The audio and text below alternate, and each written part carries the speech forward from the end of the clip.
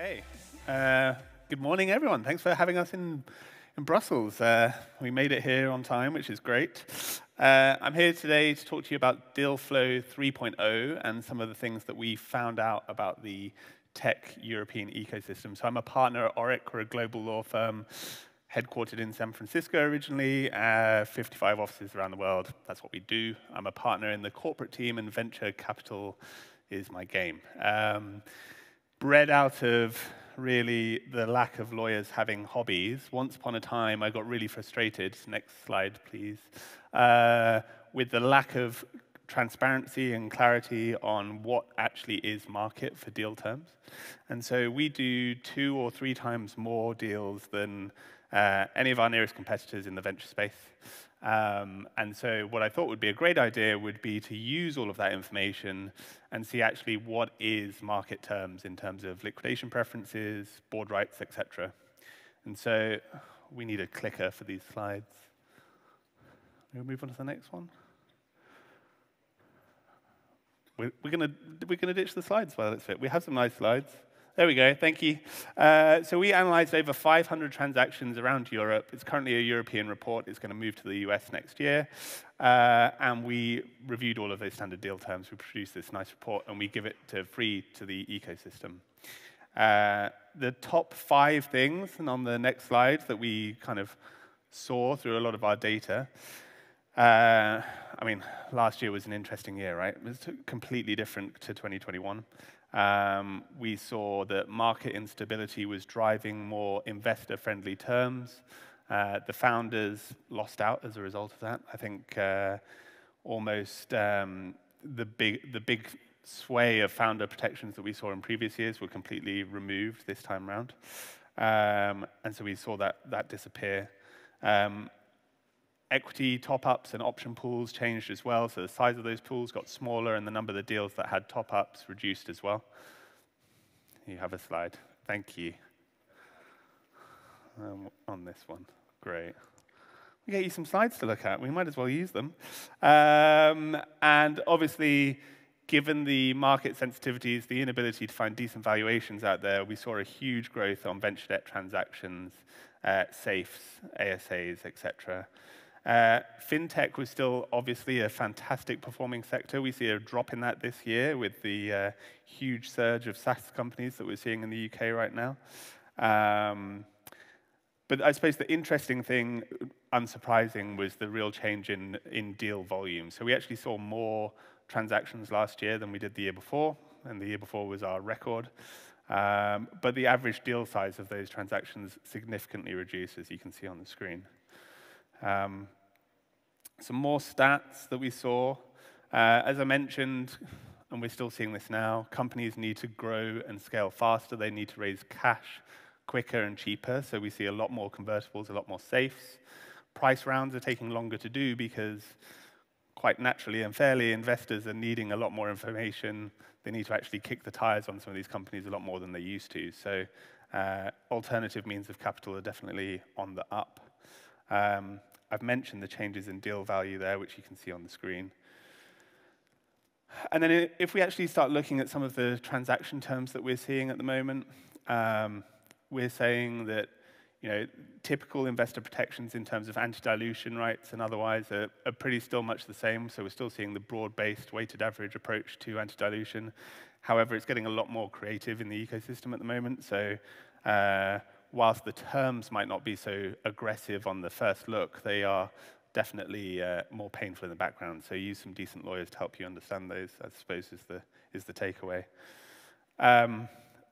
As one would expect with a high degree of market sensitivity at the moment, founders are spending a lot of time answering up to information rights, and so those have definitely increased in terms of scope and the time at which they're put in place.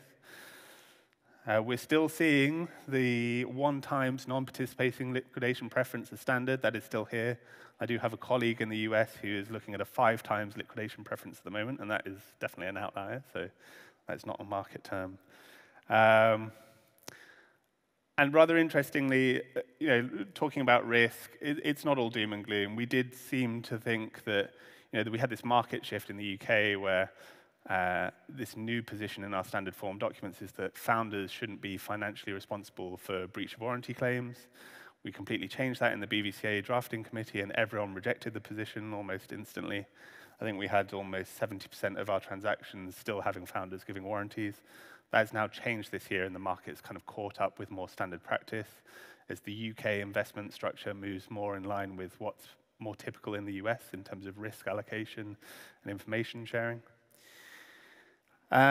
I mentioned, as I say, option pools are down in terms of size. We're seeing some as low as 5%, and also, I think on one of our previous slides, only about 40 to 45% of transactions even include the increase or creation of an ESOP. So that is definitely a site of, less hiring perhaps, but also investors being more concerned about the level of dilution that they're seeing through these transactions. Secondaries, we all loved the secondary world when we saw it, but we're not seeing so much of it.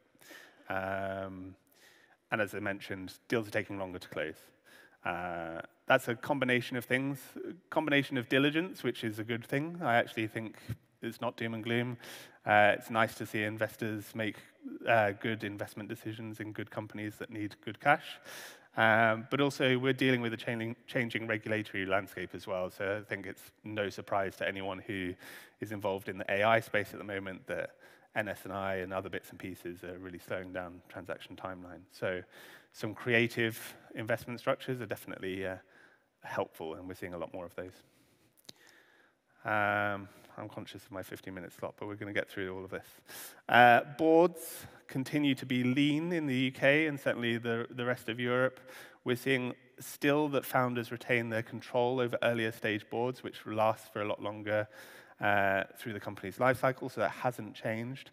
And there's definitely, as you can see from our data, a real focus on making sure that those boards stay lean and with the right people on those boards. So investors still have rights for sure, but it's no longer a guaranteed forever right. They have to be a relevant investor at a relevant time. Talking about the debt landscape, we obviously, I think hopefully everyone in this room has heard about the Future Fund initiative that happened in the UK. Essentially a far easier, streamlined version of debt.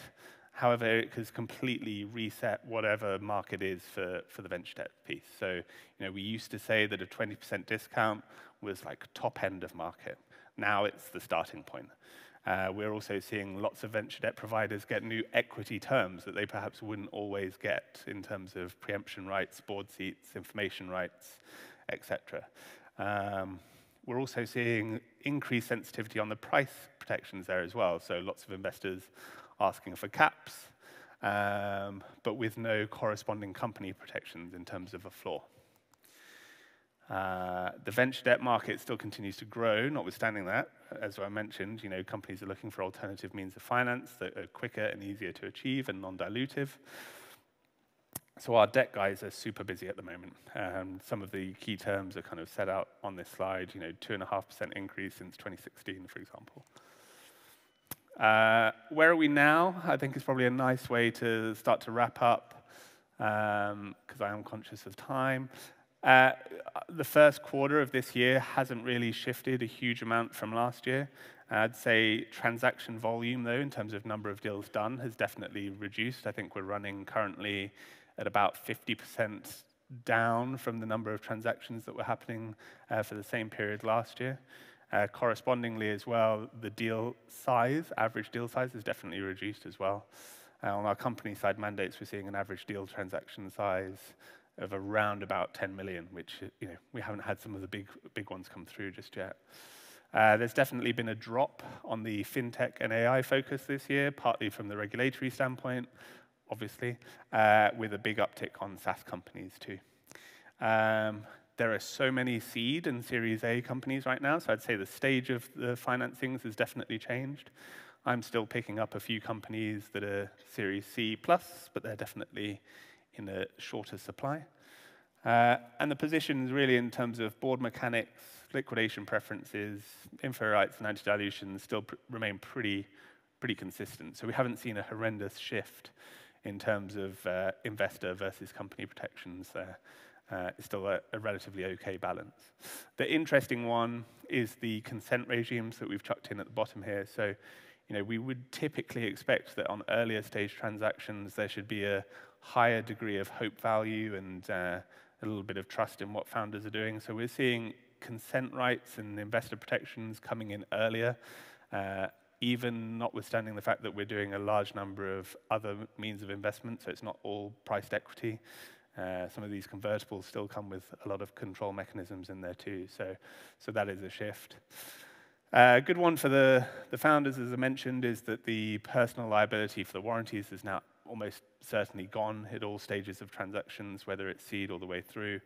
And so part of my fun in doing this deal flow report and the day job is I then feed that back into the BVCA, the British Venture Capital Association drafting committee. So hopefully we're shifting what the market does and informing that. And then finally, as I've mentioned, probably consistently, a huge number of SAFEs, ASAs, CLNs. That is a whistle-stop tour because I was so super keen to get everyone back on timeline. There's a lot more info out there. The deal flow report is available on our website. We can chuck that round. I'm here for the day if anyone wants to speak about any of the terms that we've seen, because there's a huge amount of data, but it's been an absolute pleasure seeing you all this morning. So thank you for your time.